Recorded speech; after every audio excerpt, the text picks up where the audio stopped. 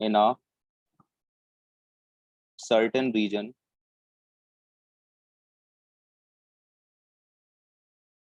of space, electric field is in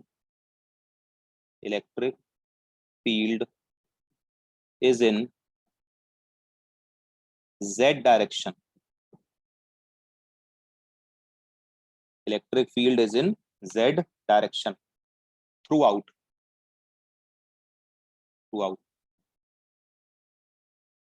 electric field कैसी है, z direction में, ठीक है। फिर आगे गिवन है the magnitude of electric field is however the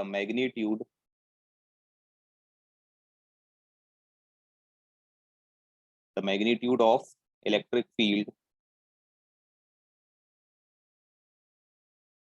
नहीं है फ्रेश लगनी है, the magnitude of electric field is however, अभी क्या संडे और क्या मंडे, सब संडे ही तो चल रहे हैं सबके।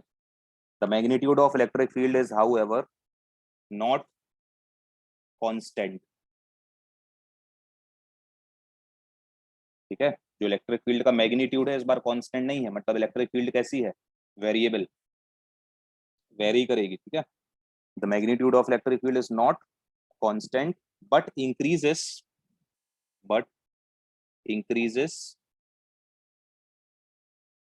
uniformly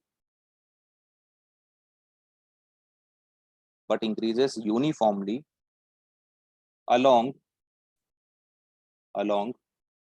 positive z, पॉजिटिव ये z लिखा है ना, but increases along positive z direction. किस डायरेक्शन में इंक्रीज हो रही है, पॉजिटिव z डायरेक्शन में इंक्रीज होती जा रही है। जैसे जैसे हम पॉजिटिव z डायरेक्शन में आगे बढ़ते जाएंगे वैसे वैसे इलेक्ट्रिक फील्ड बढ़ती जाएगी, ठीक। एट द रेट ऑफ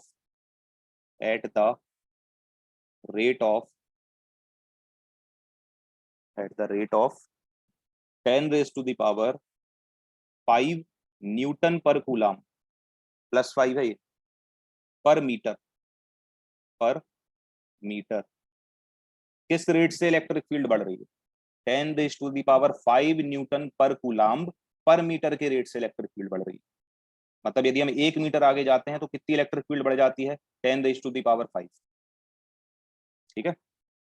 फिर आगे what are the forces what are the forces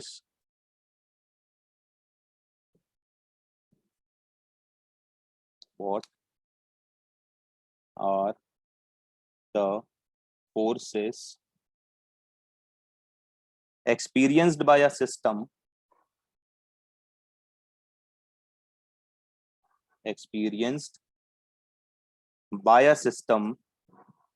अच्छा फोर्सेस और टॉर्क भी है यहाँ पे, सॉरी ना, what are the forces and torque experienced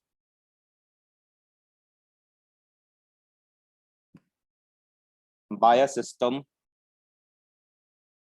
खत्म ही नहीं हो रहा है ना question. what are the forces and torque experienced by a system having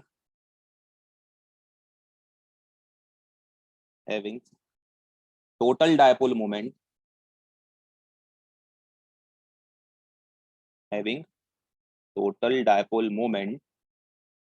equal to 10 raised to the power -7 coulomb into metre. ये कूलाम्ब इंटू मीटर लिखा है, centimetre नहीं लिखा है ना। डायपोल मोमेंट की यूनिट क्या होती है, coulomb into metre. 10 raised to the power -7 coulomb into metre in negative z direction,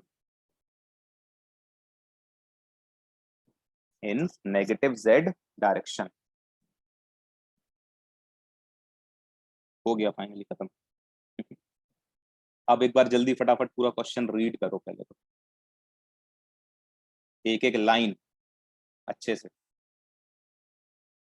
ठीक है। ये एनसीईआरटी क्वेश्चन ऐसे होते हैं, ठीक।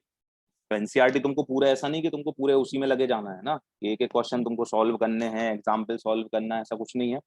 ठीक है, तो तुमको अरिहंत सॉल्व करना है अपन को, उसमें सब कवर हो जाएगा। ठीक, जो करने हैं वो हम करवाएंगे।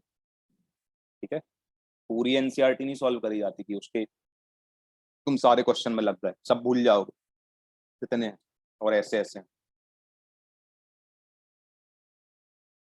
ठीक, देखो ध्यान से, in a certain region of space electric field is in Z direction. ठीक है ठीक है, इलेक्ट्रिक फील्ड की डायरेक्शन क्या दी है, पॉजिटिव जेड डायरेक्शन दी है? हाँ, कल सुबह का बैच लगेगा। हाँ, इलेक्ट्रिक फील्ड की डायरेक्शन क्या है, पॉजिटिव जेड डायरेक्शन। ठीक है, तो पॉजिटिव जेड डायरेक्शन है। अच्छा, क्या ये हमारे ऊपर डिपेंड करता है कि हम एक्स एक्सेस कहाँ लेते हैं, वाई एक्सेस कहाँ लेते हैं और जेड कहाँ लेते हैं, है ना? तो हमने मान लो अपने अभी सॉल्व करने के लिए, ठीक है, इसको हमने जेड मान लिया, इस एक्सिस को जिसको अपन हमेशा एक्स मानते हैं, ठीक है, इसको हमने पॉजिटिव जेड मान लिया। ठीक, क्योंकि ये तो हम पे डिपेंड करता है कि हमें कहाँ लेना है। तो ये है मान लो हमारी क्या, पॉजिटिव जेड डायरेक्शन। ठीक है, ये पॉजिटिव जेड डायरेक्शन हो गई। अब क्या बोला गया उसमें, आगे पढ़ो, इसके बाद एक एक लाइन पढ़ना है और सॉल्व करना है, तभी बनेगा। देखो, the magnitude of electric field is how ever not constant. जो इलेक्ट्रिक फील्ड यहाँ पर है स्पेस में, इस रीजन में, वो कांस्टेंट नहीं है। ठीक है, but increases uniformly, uniformly increase होती जा रही है। किस डायरेक्शन में, पॉजिटिव जेड डायरेक्शन में। तो इसका मतलब ये है, ठीक है, कि हम जब यहाँ लेफ्ट से राइट की तरफ जाएंगे, है ना, इस एक्सिस में लेफ्ट से राइट की तरफ जाएंगे तो इलेक्ट्रिक फील्ड बढ़ती जाएगी। ठीक, किस रेट से बढ़ रही है इलेक्ट्रिक फील्ड, तो 10⁵ न्यूटन पर कूलाम्ब पर मीटर के रेट से इलेक्ट्रिक फील्ड बढ़ रही है। मतलब हम यदि 1 मीटर आगे बढ़ेंगे तो 10⁵ न्यूटन पर कूलाम्ब इलेक्ट्रिक फील्ड बढ़ जाएगी। ठीक है, फिर आगे, व्हाट आर द फोर्सेस, कौन कौन से forces and torque experienced experienced by a system having, by a system। अब देखो सिस्टम मतलब, यहाँ पे सिस्टम का मतलब क्या है, डायपोल। सिस्टम का मतलब क्या है, डायपोल, जिसका डायपोल मोमेंट कितना है, having total dipole moment equal to 10⁻⁻7 coulomb metre. मतलब इस जगह पे क्या है, एक डायपोल रखा है। ठीक है, एक डायपोल रखा है जिसका डायपोल मोमेंट कितना है, 10⁻⁻7 कूलम्ब मीटर है।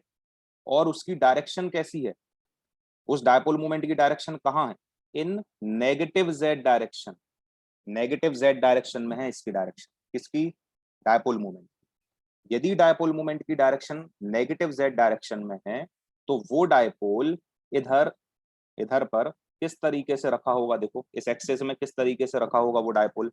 देखो उसको बनाते हैं अपन, ये डायपोल ऐसा रखा होगा, देखो ये डायपोल है यदि मान लो, ठीक है, तो इसका नेगेटिव चार्ज कैसा होगा, कहाँ होगा, नेगेटिव चार्ज इसका इस तरफ होगा और पॉजिटिव चार्ज इसका इस तरफ होगा। तभी इसकी डायरेक्शन कहाँ आएगी, तभी इसकी डायरेक्शन कहाँ आएगी, नेगेटिव जेड की तरफ। क्योंकि डायरेक्शन क्या होती है डायपोल मूवमेंट की, नेगेटिव टू पॉजिटिव। डायरेक्शन क्या होती है डायपोल मूवमेंट की, नेगेटिव टू पॉजिटिव। तो किस तरफ होगी, ठीक है, नेगेटिव जेड डायरेक्शन में आ गई, समझ आया ये? ठीक, अब आगे ध्यान से देखो, अब यहाँ पे इसमें डायपोल में कितने चार्जेस हैं, 2। ठीक है, डायपोल का डिस्टेंस कितना लेते हैं अपन, मान लो ये वाला पॉइंट है ए और ये वाला पॉइंट क्या है बी। ठीक, हम जिस तरीके से तुमको करवाएंगे, हो सकता है ये तुमको बुक में शायद ऐसा इस तरीके का सॉल्यूशन नहीं मिलेगा, है ना। ध्यान से समझना, बहुत इजी तरीके से बता, इसमें देखो 2 पॉइंट्स हैं ए और बी। ठीक, ये है प्लस क्यू चार्ज, ये माइनस क्यू चार्ज। हम डायपोल का डिस्टेंस कितना लेते हैं, हम डायपोल का डिस्टेंस लेते हैं 12। तो ये वाला डिस्टेंस कितना हो गया, 12। ठीक, अच्छा, क्या पॉइंट ए और पॉइंट बी पे इलेक्ट्रिक फील्ड अलग अलग होगी, पॉइंट ए और पॉइंट बी पे इलेक्ट्रिक फील्ड जो होगी वो अलग अलग होगी, है ना। क्यों, क्योंकि इलेक्ट्रिक फील्ड कैसी है, वेरिएबल है। और हम जैसे जैसे लेफ्ट से राइट की तरफ जा रहे हैं इलेक्ट्रिक फील्ड बढ़ती जा रही है ना। तो इलेक्ट्रिक फील्ड बढ़ती जा रही है तो इलेक्ट्रिक फील्ड कहाँ ज्यादा होगी, ए पे ज्यादा होगी या बी पे ज्यादा होगी, इलेक्ट्रिक फील्ड कहाँ ज्यादा होगी, ए पे या बी पे? तो बी पे इलेक्ट्रिक फील्ड ज्यादा होगी। ठीक है, तो यहाँ अपन ऐसा लिखेंगे कि ए पर इलेक्ट्रिक फील्ड कितनी है, मान लो ई ए, और बी पर इलेक्ट्रिक फील्ड कितनी है, मान लो ई बी। ठीक है, अच्छा, तो ए पर जो चार्ज रखा है, ए पर जो चार्ज रखा है, ठीक है, कितना है, क्यू। तो ये जो क्यू चार्ज है वो किस इलेक्ट्रिक फील्ड में रखा है, ई ए। तो इस पे लगने वाला फोर्स कितना होगा, क्यू इंटू ई ए, है ना।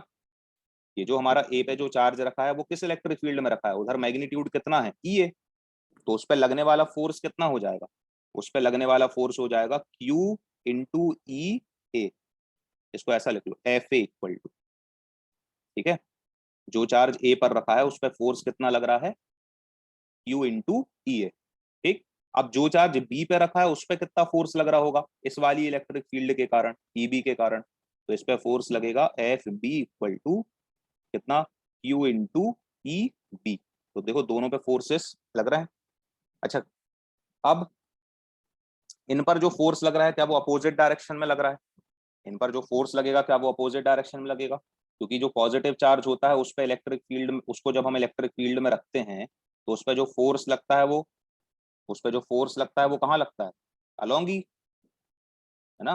जो फोर्स लगता है वो कहाँ लगता है, अलोंग ही। तो ये वाला जो फोर्स है एफ ए, इसकी डायरेक्शन इस तरफ होगी, है ना। और ये जो माइनस क्यू चार्ज है, ठीक है, इलेक्ट्रिक फील्ड में इस पे फोर्स कहाँ लगेगा, opposite to E, opposite to E, है ना। तो इसकी डायरेक्शन कहाँ होगी, ऐसे,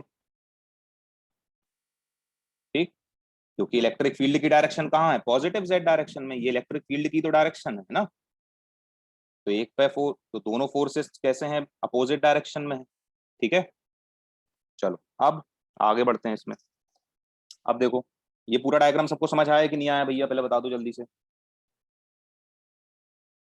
डायग्राम समझ आ गया तब आगे बढ़े, है ना। अपन को ये इलेक्ट्रिक फील्ड गिवन थी पॉजिटिव जेड डायरेक्शन में, वो बनाई। फिर हमें गिवन था कि एक डायपोल है, डायपोल रखा, डायपोल की डायरेक्शन कैसी है, नेगेटिव जेड डायरेक्शन में, तो उसके अकॉर्डिंग अपन ने चार्जेस लिए नेगेटिव और पॉजिटिव, ठीक है, नेगेटिव और पॉजिटिव चार्जेस ले लिया, है ना, कैसे, क्वेश्चन को पढ़ के। तो डायपोल मूवमेंट की डायरेक्शन किस तरफ बना ली, नेगेटिव जेड डायरेक्शन में। फिर अपन ने क्या बोला कि ये जो इलेक्ट्रिक फील्ड है वो कैसी है, वेरिएबल है। तो यदि ये वेरिएबल इलेक्ट्रिक फील्ड है, इसका मतलब क्या है, इसका मतलब ये है कि पॉइंट ए पर इलेक्ट्रिक फील्ड अलग होगी, पॉइंट बी पे अलग होगी। तो एक को ई ए सपोज कर लिया, एक को ई बी सपोज कर लिया, ठीक है। फिर हमने बोला कि ए पर जो चार्ज रखा है उस पर ई, इस ई ए इलेक्ट्रिक फील्ड के कारण कितना फोर्स लगेगा, क्यू इंटू ई ए। वैसे बी का भी लिख लिया, ठीक। अच्छा, फिर इसकी डायरेक्शन की बात करें तो एफ ए की डायरेक्शन राइट में क्यों है, एफ ए की डायरेक्शन राइट में इसलिए है क्योंकि ये वाला ए पर जो चार्ज रखा है वो कैसा है, पॉजिटिव है। और पॉजिटिव चार्ज पर फोर्स कहाँ लगता है इलेक्ट्रिक फील्ड में, अलोंग ई। और ई की डायरेक्शन कहाँ है, देखो ये है ई की डायरेक्शन, ये एरो बना, तो इसी डायरेक्शन में इसमें फोर्स लगेगा। और नेगेटिव चार्ज पे फोर्स कहाँ लगता है, अपोजिट टू ई, तो इलेक्ट्रिक फील्ड के अपोजिट। समझ गया, समझ में आ गया कुमकुम, ठीक। अब आगे, अब अपन लिख लेते हैं, वैल्यूज लिख लेते हैं। हमें पी कितना गिवन है, डायपोल मोमेंट हमारे पास जो है वो कितना है, डायपोल मोमेंट की वैल्यू है 10⁻⁻⁷ कूलाम्ब इंटू मीटर, ठीक है। फिर आगे हमें क्या निकालने बोला, देखो टॉर्क तो बड़ी आसानी से आ जाएगा, टॉर्क निकालने में कोई बड़ी बात नहीं। टॉर्क का फॉर्मूला क्या होता है, जब हम डायपोल को इलेक्ट्रिक फील्ड में रखते हैं तो T E sine theta. Torque का फॉर्मूला क्या होता है, T into E into sine theta, ठीक है। अब थीटा की वैल्यू कितनी है, थीटा की वैल्यू कितनी है बताओ, डायपोल जो रखा है क्या वो एंटी पैरेलल टू ई रखा है, एंटी पैरेलल टू ई रखा है ना। तो यहाँ पे थीटा कितना हो जाएगा, कि थीटा हो जाएगा 180 डिग्री, थीटा हो जाएगा 180 डिग्री, सिंस थीटा इक्वल टू 180। तो साइन 180 इज, साइन 180 इज, बोलो, जीरो। तो टॉर्क कितना हो गया, जीरो। तो हमें ना ई की जरूरत पड़ी ना पी की जरूरत पड़ी, टॉर्क जीरो लग रहा है। और हमको तो वैसे भी मालूम था कि जब anti parallel to E electric field में अपन इसमें रखते हैं तो टॉर्क कितना आता है, जीरो आता है, ठीक। तो ये देखो टॉर्क तो जीरो लग रहा है उस पर, ठीक है। अब आते हैं फोर्स पे, फोर्स को और जल्दी से पढ़ लो फिर चले जाना 5 मिनट और, ठीक है। देखो अब ध्यान से, कौन बड़ा है, ई ए बड़ा है कि ई बी बड़ा है, ई बी बड़ा है ना, क्योंकि वो कहाँ पे है, राइट में है, इलेक्ट्रिक फील्ड राइट की तरफ जाते समय बढ़ रही है, और है ना, ये चीज सबको पता है क्या, ई बी बड़ा है और ई ए छोटा है ना। तो इलेक्ट्रिक फील्ड जो है ई बी वो किससे बड़ी है, ई ए से बड़ी है ना। अब आगे, अब हमें निकालना है कि इस पे नेट फोर्स कितना लग रहा है डायपोल पे, डायपोल पे क्या निकालना है, नेट फोर्स। तो देखो ये दोनों फोर्सेस की जो डायरेक्शन है वो अपोजिट है, दोनों फोर्सेस की डायरेक्शन अपोजिट है। तो नेट फोर्स कैसे आएगा? लेकिन देखो दोनों फोर्सेस की डायरेक्शन अपोजिट है, लेकिन दोनों एक ही लाइन में लग रहे हैं, है ना? तो नेट फोर्स कैसे आ जाएगा? दोनों को माइनस करके आ जाएगा, क्योंकि दोनों फोर्सेस एक ही लाइन में और अपोजिट डायरेक्शन में। तो एफ नेट जो बनेगा हमारा वो कितना बनेगा? कौन सा फोर्स ज्यादा है, एफ ए की एफ बी? जल्दी जल्दी आंसर दो। एफ बी ज्यादा है और एफ ए कम, क्योंकि ई बी ज्यादा है ना। ई बी ज्यादा होने के कारण एफ बी ज्यादा होगा, है ना? तो ये क्या आ जाएगा? F B minus F A, यही होगा। ठीक, अब आगे, अभी यहाँ पे एक छोटा सा कंसेप्ट लगेगा बस, है ना, वो ध्यान से समझना है बस। एफ नेट इक्वल टू हो जाएगा, यहाँ पे एफ बी की वैल्यू कितनी है? Q into E A, sorry Q into E B, minus कितना हो जाएगा? Q into E A. ठीक, अब यहाँ से F net equal to Q common आ गया, अब यहाँ क्या बचा? E B minus E A. अब ये ई बी माइनस ई ए कैसे निकालोगे? क्या तुम्हारे पास ई है? ई बी है या ई ए है? बताओ। ई बी भी नहीं है हमारे पास, ई ए भी नहीं है। क्या हम निकाल सकते हैं किसी तरीके से ई बी और ई ए? क्या ऐसा कुछ गिवन है? नहीं, रेट गिवन है, लेकिन इलेक्ट्रिक फील्ड का रेट गिवन है कि किस रेट से इलेक्ट्रिक फील्ड बढ़ रही है, ये तो गिवन है ना? तो देखो किस रेट से इलेक्ट्रिक फील्ड बढ़ रही है। 1 मीटर, 1 मीटर पर मीटर इलेक्ट्रिक फील्ड कितनी बढ़ रही है? पर मीटर इलेक्ट्रिक फील्ड बढ़ रही है 10⁵ न्यूटन पर कूलम। ठीक है, अब तुम ध्यान से देखो, ये वाला जो पॉइंट है ए, ठीक है, मान लो हम पॉइंट यहाँ, ये वाला जो पॉइंट है ए और ये वाला पॉइंट है बी, ठीक है, इसकी टोटल लेंथ कितनी है ए से बी तक की? 2L। ए से बी तक की टोटल लेंथ कितनी है? 2L है। ठीक है, 1 मीटर में कितनी इलेक्ट्रिक फील्ड बढ़ रही है? 1 मीटर में, 1 मीटर में कितनी इलेक्ट्रिक फील्ड बढ़ रही है? 10⁵ ठीक है, तो 2L लेंथ में कितनी इलेक्ट्रिक फील्ड बढ़ेगी? 2L लेंथ में 2L इंटू 10⁵ न्यूटन पर कूलम। 2L इंटू 10⁵, 1 मीटर में 10⁵ बढ़ रही है, तो 2L लेंथ में कितनी इलेक्ट्रिक फील्ड बढ़ जाएगी? 2L इंटू 10⁵ बढ़ जाएगी। बढ़ जाएगी मतलब जब हम ए से बी तक जाएंगे, ए से बी तक जाएंगे तो कितनी इलेक्ट्रिक फील्ड में कितना चेंज आया? ए से बी तक जाने में इलेक्ट्रिक फील्ड में कितना चेंज आया? क्या यही चेंज है 2L इंटू 10⁵? क्योंकि ए से बी तक की लेंथ कितनी है? 2L है। नहीं समझ आया? ए से बी तक की लेंथ कितनी है? 2L। ठीक है, तो अपन ने ये निकाल लिया कि 2L लेंथ चलने से इलेक्ट्रिक फील्ड कितनी बढ़ेगी, तो 2L इंटू 10⁵ बढ़ेगी। इसका मतलब क्या है कि जब हम ए से बी तक जाएंगे, हमें ई ए से मतलब नहीं है ना, हमें ई बी से मतलब है। हम तो तुमसे इतना पूछ रहे हैं कि जब तुम ए से बी तक जाओगे तो इलेक्ट्रिक फील्ड में चेंज कितना आएगा, ये बताओ। चेंज, तो यही तो चेंज है इलेक्ट्रिक फील्ड का। ये जो तुम, ये अपन ने जो निकाला, ये क्या है? ये चेंज ही तो है। 2L लेंथ चलने से इतनी तो इलेक्ट्रिक फील्ड में इंक्रीज आ रहा है, इतनी तो इलेक्ट्रिक फील्ड इंक्रीज हो रही ना। इसका मतलब क्या ये जो वैल्यू है यही ई बी माइनस ई ए है? बताओ, ये चीज किसको समझ नहीं आई है? देखो, जब ए से बी तक हम जा रहे हैं, देखो ए पर कितनी है इलेक्ट्रिक फील्ड? ई ए। बी पर कितनी है इलेक्ट्रिक फील्ड? E B. और ए से बी तक जाने में चेंज कितना आ रहा है? 2L into 10⁵। इसका मतलब जब हम ई बी में से ई ए माइनस करेंगे तो क्या हमें यही वैल्यू मिलेगी ना, 2L इंटू 10⁵। रिप्लाई करो जल्दी फटाफट, क्या है? समझ आया नहीं आ रहा? यही था मेन स्टेप, क्योंकि यहां आके अटक जाते थे, नहीं पकड़ पाए ये चीज। पॉइंट ए पर इलेक्ट्रिक फील्ड कितनी है? ई ए। जिसको नहीं आया एक बार और बता देते हैं, देखो। ठीक है, पॉइंट ए पर इलेक्ट्रिक फील्ड कितनी है? ई ए। ठीक है, पॉइंट बी पर इलेक्ट्रिक फील्ड कितनी है? E B. होने दो।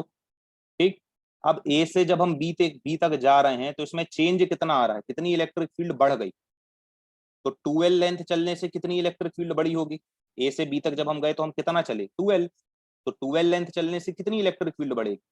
तो 2L इंटू 10⁵ इतनी बढ़ेगी। इतनी बढ़ रही है, चेंज आ रहा है इतना इलेक्ट्रिक फील्ड में। इसका मतलब क्या है कि जब हम ईबी में से ईए माइनस करेंगे तो क्या ये वही तो है change in electric field. EB में से ईए माइनस करोगे तो ये क्या है, चेंज इन इलेक्ट्रिक फील्ड है ना। और ये चेंज इन इलेक्ट्रिक फील्ड किसके बराबर आएगी, जितनी बढ़ रही थी, 12 इंटू 10⁵ के बराबर। बस इसकी वैल्यू यहाँ पुट करोगे इस ब्रैकेट में, ये 12 इंटू 10⁵ लिखोगे, Q इंटू 12 को P लिख दोगे, बस हो गया। अभी भी जिसको नहीं आया तो फिर हमसे पूछ लेना फोन लगा ना। अब इसको हमें सॉल्व करने दो जल्दी। तो ये कितना हो जाएगा अपना, F net equal to, F net हो जाएगा Q, E B minus E A की वैल्यू कितनी हो गई, 12 इंटू 10⁵ ये क्यू इंटू 12 को हम क्या लिख सकते हैं, पी। तो एफ नेट हमारा कितना आ गया, पी इंटू 10⁵, पी की वैल्यू हमारे पास कितनी गिवन है, जल्दी से देखो, 10⁻⁻7 इंटू 10⁵। तो आंसर कितना आ गया हमारा, एफ नेट आ जाएगा 10⁻⁻2 न्यूटन। खत्म। लेकिन ये जो स्टेप है ये स्टेप मेन है, ठीक है। अब यही जो ईबी माइनस ये है ना, इसको बुक्स में, ठीक है, या एनसीईआरटी का एक जो सॉल्यूशन आता है छोटा सा उसमें, तो ये पता नहीं बहुत टफ तरीके से दिया, वो कुछ समझ में भी नहीं आएगा। ये तरीका याद रखना। अब सबको क्लियर सारा सारी चीजें जितना पढ़ लिया।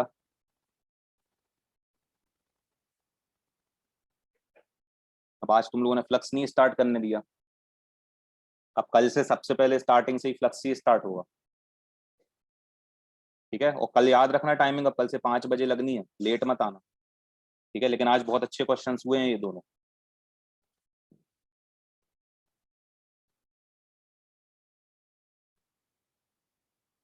चलें अब।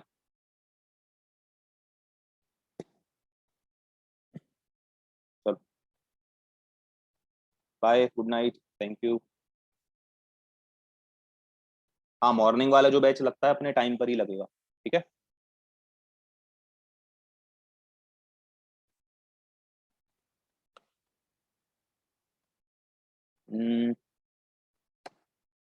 7 to 8, 8 सी लगाने दे यार। यदि हम उठ गए तो हम कर देंगे मैसेज, वो बच्चे ही नहीं आएंगे, ठीक है। उठ जाएंगे तो कर देंगे। चलो, टाटा, बाय बाय।